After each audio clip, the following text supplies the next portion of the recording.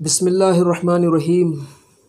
ناظرین محترم، آپ دیکھ رہے ہیں میرا یوٹیوب چینل نون سے نیکی۔ جیسا کہ آپ نے تھمبنیل میں دیکھا ہے، یہ ایک قصہ ہے، ایک واقعہ ہے، اور واقعہ بڑا عجیب ہے جو خوف خدا کے غلبے پر مشتمل ہے۔ بڑا دلچسپ واقعہ ہے۔ ویڈیو کو اسکپ مت کیجیے گا، اس کو آخر تک سنیے گا۔ انشاءاللہ تعالی امید ہے 5 سے 6 منٹ میں یہ واقعہ بیان ہوگا۔ حضرت سیدنا سلیمان بن بشار، حضرت سیدنا سلیمان بن بشار رحمۃ اللہ تعالی علیہ ایک انتہائی خوبصورت نوجوان تھے۔ چنانچہ آپ اپنا سفر حج کا واقعہ بیان کرتے ہیں اپنے الفاظ میں۔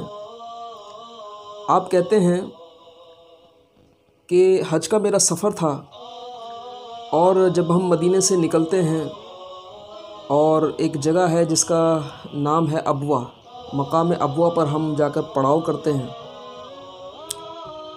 آپ فرماتے ہیں کہ جو میرا رفیق سفر تھا وہ کھانے کی تلاش میں نکلا کہ کہیں سے کھانے وغیرہ کا اہتمام کیا جائے۔ تو جب میرا رفیق، میرا دوست چلا گیا تو میں نے دیکھا کہ میرے پاس ایک عرب کی خوبصورت ترین عورت میرے خیمے میں آتی ہے اور آ کر مجھ سے کہتی ہے کہ اے سلیمان اٹھو۔ تو میں سمجھا کہ شاید کھانے کا وقت ہے، اسے کھانے کی طلب ہوگی، بھوک ہوگی۔ میں اٹھا اور دسترخوان لے کر اس عورت کی طرف چلا۔ تو اس نے کہا کہ نہیں سلیمان، مجھے کھانے کی حاجت و طلب نہیں ہے، مجھے تم سے وہ چاہیے جو ایک عورت ایک مرد سے چاہتی ہے۔ یعنی دوسرے لفظوں میں اس نے گناہ کی دعوت دی۔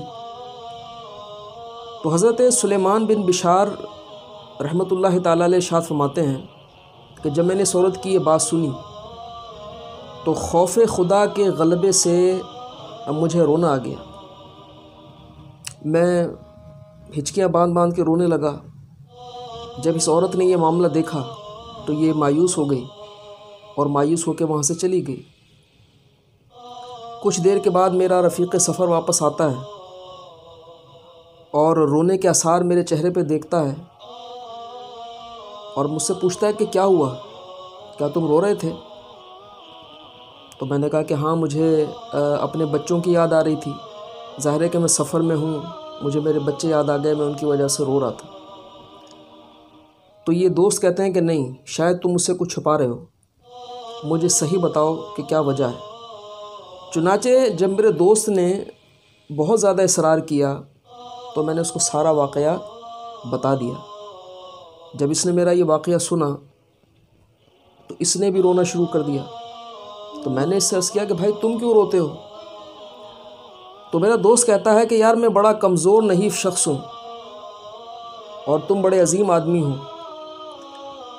اگر میں ہوتا تو شاید اس گناہ میں مبتلا ہو جاتا اس کا حسن و جمال دیکھ کر، لیکن تم بڑے باہمت ہو، بڑے خوف خدا والے ہو۔ تمہارا خوف خدا کا غلبہ دیکھ کر، تمہاری شان دیکھ کر میں تمہارے سامنے اپنے آپ کو کمتر سمجھ رہا ہوں، اس لیے میری آنکھوں میں آنسو آ گئے، مجھے رونا آ گیا کہ اگر میں ہوتا تو شاید اس گناہ سے نہ بچ سکتا۔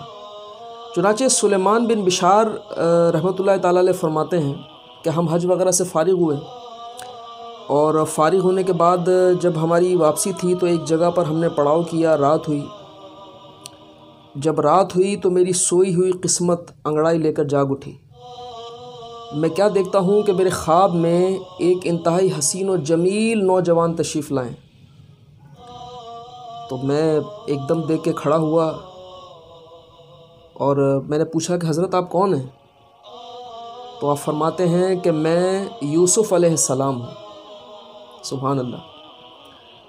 تو یہ جب سلیمان بن بشار کہتے ہیں کہ میں بڑا حیران ہوا اور بڑا خوش ہوا حضرت کی زیارت کر کے، اور میں نے عرض کیا کہ آپ وہی یوسف علیہ السلام ہیں کہ جن کا واقعہ عزیز مصر کی بیوی کے ساتھ بڑا عجیب و غریب ہے۔ مسکراتے ہیں اور فرماتے ہیں کہ نوجوان اے سلیمان، تمہارا بھی کل والا جو واقعہ ہے وہ بھی بڑا عجیب و غریب ہے۔ اللہ اکبر۔ میرے محترم اور پیارے بھائیوں، اس واقعے کو امام غزالی رحمۃ اللہ تعالیٰ علیہ نے کیمیہ سعادت میں نقل کیا ہے۔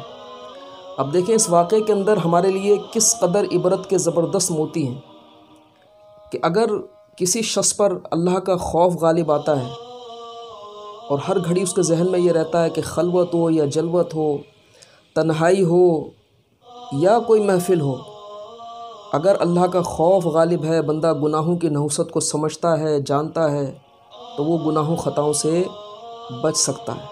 آپ نے ملاحظہ کیا کہ ایک نیک سیرت نوجوان جو کہ خود بھی خوبصورت ہیں اور دعوت دینے والی دوشیزہ بھی خوبصورت ہے، وہ جب آتی ہے دعوت دیتی ہے تو آپ پر فوراً اللہ کے خوف کا غلبہ ہوتا ہے اور آپ اس غلبے کی وجہ سے رونا شروع ہو جاتے ہیں، اور اس کا انعام یہ ملتا ہے کہ اللہ تبارک و تعالیٰ کے پیارے نبی خواب میں تشریف لاتے ہیں اور حوصلہ افزائی فرماتے ہیں۔ تو ناظرین محترم، ہمارے لیے بھی سبق ہے، ہمیں بھی چاہیے کہ خوف خدا عز و جل سے اپنے دلوں کو معمور رکھیں، خوف خدا کے مضامین پڑھیں، انشاءاللہ تبارک و تعالیٰ بد نگاہی کے گناہوں سے بچیں گے کہ جب بندے کی نظر بہکتی ہے تو دیگر سارے معاملات جو ہیں وہ آؤٹ آف کنٹرول ہوتے ہیں۔ تو اللہ تبارک و تعالیٰ ہم سب کو اپنا خوف عطا کرے اور آخرت کی فکر عطا کرے کہ جس دل میں خوف آتا ہے تو یقیناً وہ شخص کامیاب اور کامران ہوتا ہے۔ مجھے اپنی دعاؤں میں یاد رکھیے گا اور اپنے آس پاس کے لوگوں کا بہت زیادہ خیال رکھیے گا۔ اللہ حافظ و ناصر۔